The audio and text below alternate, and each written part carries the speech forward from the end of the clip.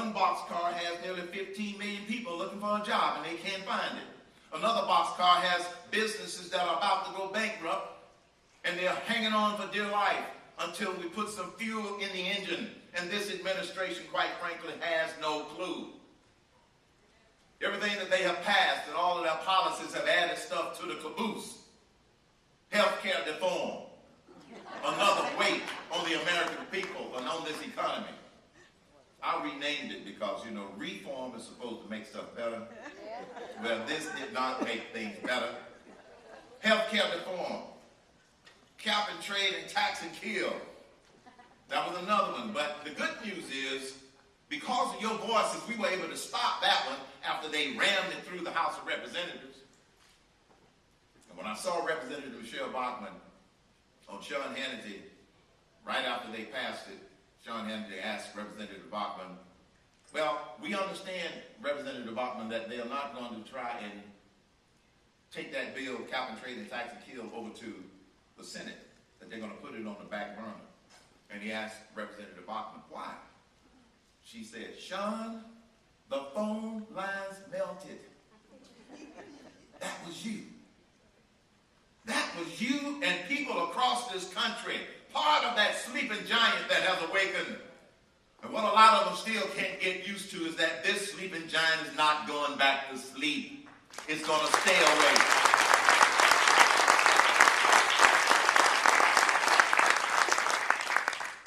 And so they keep adding things to the caboose.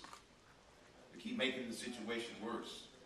The business sector is the engine. This is why, as president, the first bill that I'm going to ask the United States Congress to send me, it'll include a max tax of 25% for corporations and individuals. It will also include suspending taxes on repatriated profits that have been generated by multinational corporations. It is estimated by Fox News that there's nearly $3 trillion that's offshore. And any smart businessman or any smart businesswoman will not bring it back if they know they're going to be double taxed. So why don't we take it to zero? That seems like a no-brainer. So some of that money can come back.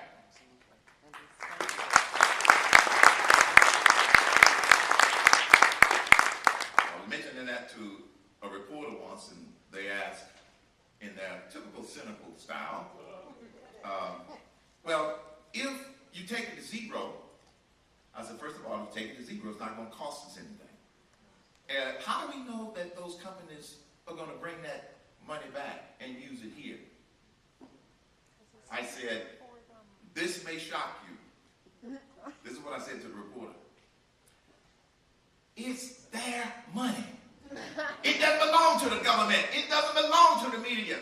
It's their money, and a smart business person will figure out the best way to use that cash if it came back home. I happen to know from my experience serving on corporate boards that if there's a good business opportunity in a nation that is creating a business-friendly environment, guess what? They're going to build here. They're going to create jobs here. And I would also ask that this legislation include taking the capital gains tax rate to zero. Zero.